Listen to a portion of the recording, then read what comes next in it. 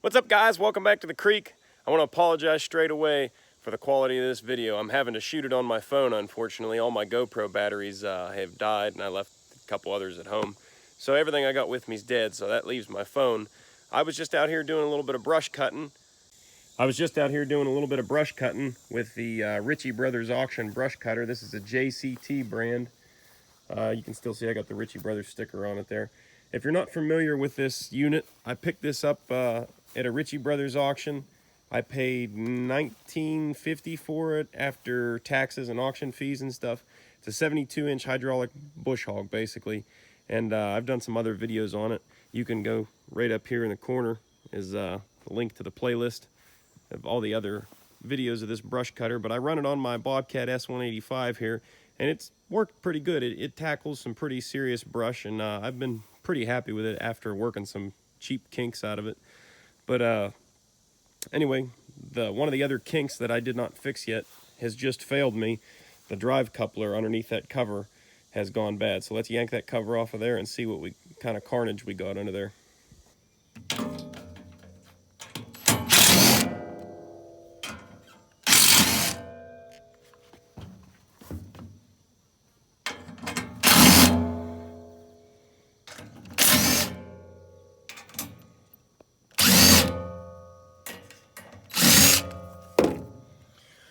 Let's see what's behind door number 1, boys. I'm betting it's not a vacation to Jamaica, I'll tell you that. Oh, come out of there. I gotta use 2 hands, hold on. Da-da-da-da! Smoked. There's what's left of a Lovejoy style coupler there. As you can see, woo! God dang, she's hot. That was dumb. As you can see, there's not a whole lot left of it. You can see the metal powder from it grinding away at itself all over the cutter here. Gearbox isn't too warm, so that's good. But this guy here, she's definitely had her last supper. So probably gonna have to wait for this thing to cool down a little bit, and then we'll go ahead and knock the hydraulic motor off the back here so we can take the coupler apart. So you guys saw me just grab onto that coupler. I'm gonna dump some water on it, see if it sizzles, because it's that hot. I don't know if you guys can hear it, but it is slightly sizzling. And it's smoking when I dump it on there too. She's warm. Well, to quote Bill Clinton, blowjobs fix everything.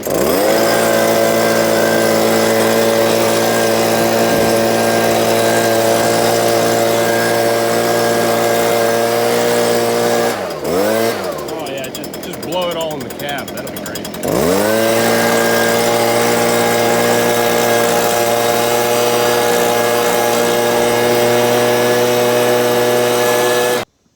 So while this guy's cooling down enough for me to touch it, I'll start and give you a little bit of information on drive couplers if you don't know.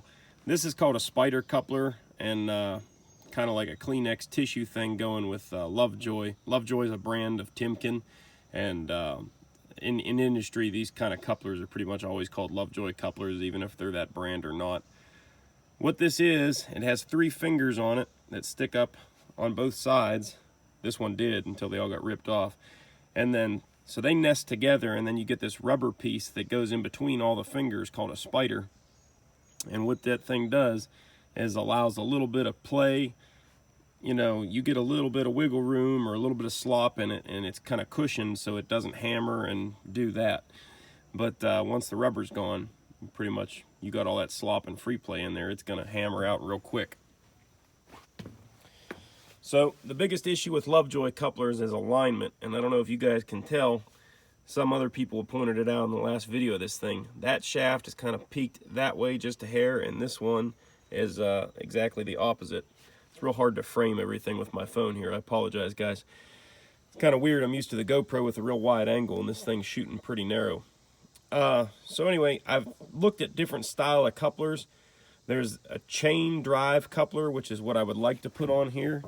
And what that is basically is 2 sprockets facing each other, just like this guy is, and then you get a double width roller chain and wrap it around the outside and pin it together And what that does is gives you a breaking point, basically a failure mode. If this gearbox were to stop suddenly, all that pressure is going to go somewhere, and that sprocket can pop the chain. It'll jump to the next link. It'll stretch the chain, basically.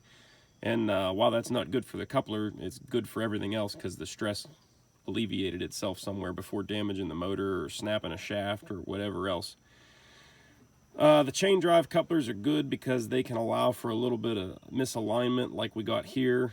And I'm going to try and align this stuff better by loosening these bolts and try and tweaking things. But that's going to be pretty difficult to get it perfect. I'm going to have to pull this off and use straight edges and everything else, because you really do have to have it pretty darn perfect for these Lovejoy couplers. They're not really meant for this application. This was a poor use of that coupler by JCT. So the problem with a chain drive coupler like I want to find is that I can't find one with this spline on it. Just looking at this looks like typical farm tractor 1 3/8 6 spline.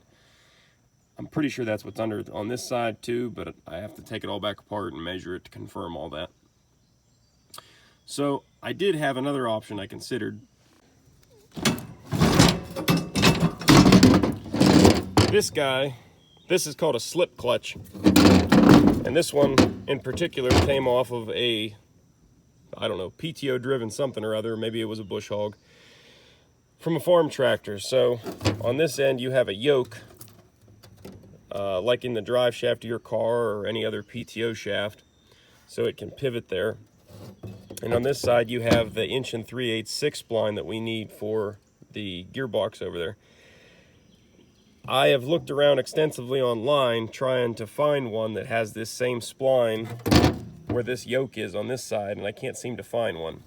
And even one like this, you're talking about 150, 200 bucks, depending on the brand.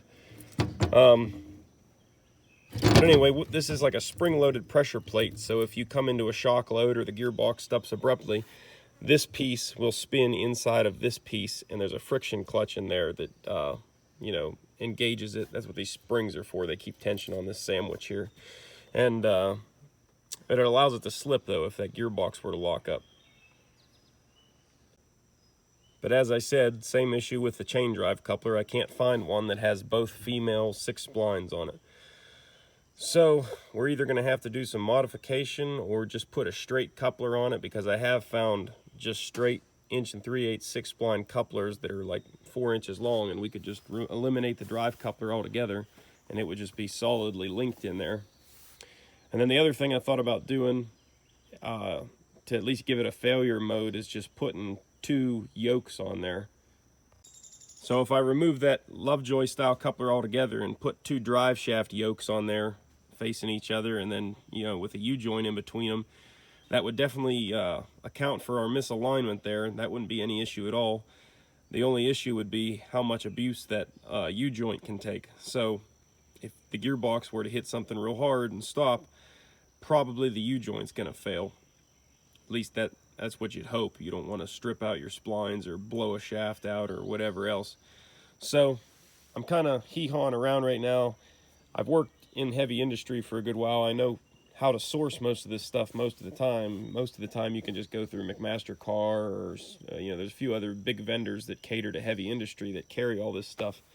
And you can usually just call them and say, hey, I got this spline and I need this coupler, but they don't have it. They don't carry it. Somebody out there has to have this without going custom, because custom's going to be very expensive. So I'm going to do a little bit more digging before I go commit to put something on there, but I'd like to put the slip clutch. Really, that would be probably the best thing going. But yeah, just if you guys know of any other places to check for something like that, or maybe you work in heavy industry and you know exactly what I need, go ahead and drop me a link down in the comments. I'd really appreciate that, because I cannot seem to locate the coupler that I need. So the other issue with the Chinesium brush cutter here, and I can't illustrate it right now since the drive coupler's failed, but I can watch the back of the motor here while I'm running it. I can see the back of the motor, and I throttled the machine down all the way to engage the hydraulics. That way you're not putting a ton of force all at once and it doesn't, you know, really tweak it over. Even doing that, when I engage the hydraulics and then I rev it up so it's pulling a lot of power as you rev the motor to spin everything up, because there's a lot of inertia going through this thing. You can watch this plate here where the motor is bolted to the deck. The whole thing tweaks a bit. So this is reinforced pretty good. That's got to be at least 1/4 inch plate, I'm guessing. I'd say it's probably 3/8, honestly. It's got some meat to it. But what I want to do, I think, is weld a piece of heavy angle iron across here and tie it into these cross members on both sides. So it'll be bolted down here on both sides and then welded to this flange, and that'll be a big, kind of like a sway bar to really brace that motor and keep it from swaying and torquing, because that will also lead to premature failure of those Lovejoy style couplers. So here's our motor. I just zapped the bolts out of it. I would have let you guys watch, but can't really set the camera down anyway, since this is my phone. And I've already had this off of here once to replace the spider. And it just takes a little tappy tap. Or at least it did. What the heck? Hopefully I didn't damage the splines any under there.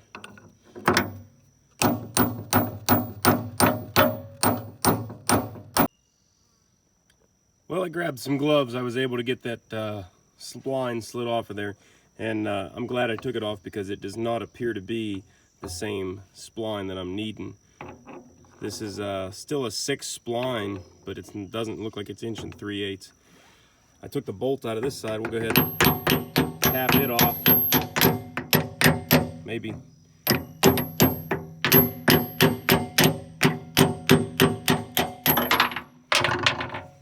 Apologize again for having to use my phone. I know this is painful to watch, I'm sure. So there's what's left of that coupler. You can really see how much abuse she's taken. With the two coupler halves sitting side by side, you can really see the difference in the spline. I'm still pretty sure that this is a standard 1 3/8 like PTO spline, but this guy here, I'm gonna have to measure that. That's much different.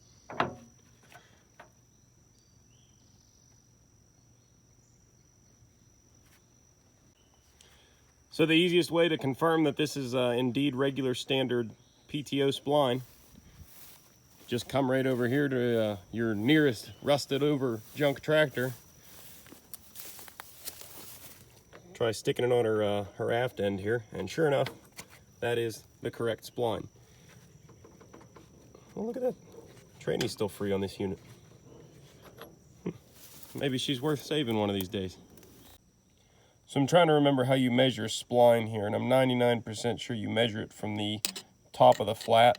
So you measure it across at its narrowest point, which if I do that here, looks like this guy is 1 inch across the flats there. It's hard to look at the camera and the tape at the same time. But it looks to me like we got 1 inch 6 spline. So splines are standardized. I should be able to find a spline like this, but whether I can find it in the coupler that I want or not remains to be seen. Okay, so here's where you guys come in, I guess. I'm kind of reaching out to you guys, seeing if you know any place that I haven't looked yet. I've already checked Timken's catalogs, McMaster Cars, MSC, you know, all the usual industrial supply houses. But I can't seem to find a lot of selection when it comes to splined couplers for whatever reason. If I find them, they're a much finer spline than what I got going here. I measured that one that I have, and it's a, I think it's actually a 25 millimeter. It's a metric coupler, so it's 25. Anyway, that's about all I have for this video, because I can't really do much else with this bush hog until I find out some sort of solution here. I think worst come to worst, I'm going to take that slip clutch to the machine shop, knock off the yoke end, and weld on the spline coupler that I have that came on the bush hog. So we'll see how it goes from there. We'll see what the comments in this video tell me. Maybe you guys know of some sort of place to get that stuff that I do not know of. So if you haven't already, go ahead and hit the thumbs up, even though I know that video was a little less than stellar quality, but I did my best with what I had. I do have a lot of other really cool projects coming up and some great video footage. I'm just kind of waiting to finish up a couple things before I can get them out to you. They're all kind of still in progress, but we're getting real close now. So until that time, you guys stay safe. Thanks for watching, and I will see you on the next one. Later.